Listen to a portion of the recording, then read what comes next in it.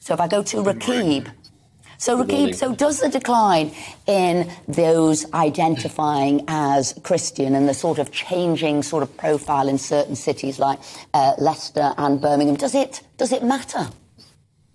Well, I think that we can see here that, in my view, the primary cause of the decline in Christian identification is primarily down to the rapid secularisation of the white British mainstream. In the 2001 census, over 7 in 10 people in England and Wales described themselves as Christian. That's now down to 46.2% in the latest census data. I have seen some questionable takes suggesting that this is the result of recent large-scale immigration.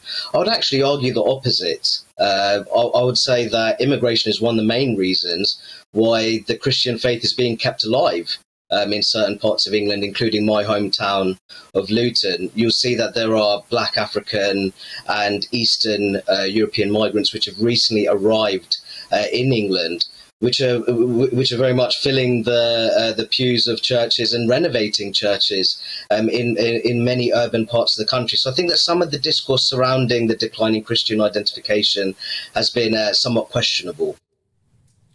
And Rakib, I mean, in terms of the cities where the racial profile has changed to such an extent now that white people are a minority in those cities, I mean, do you think that matters, or I mean, is the levels of integration of those cities more important than the actual numbers?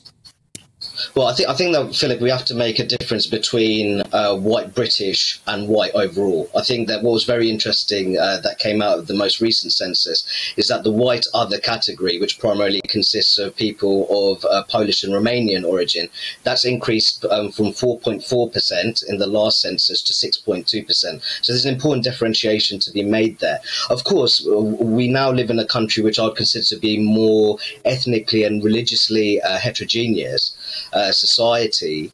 So that means that may well bring challenges when it comes to social cohesion. We saw the recent disorders in Leicester. So I think that policymakers and politicians, I think they should use the new census data as a catalyst to really scale up their efforts to cultivate social solidarity in more diverse parts of the country.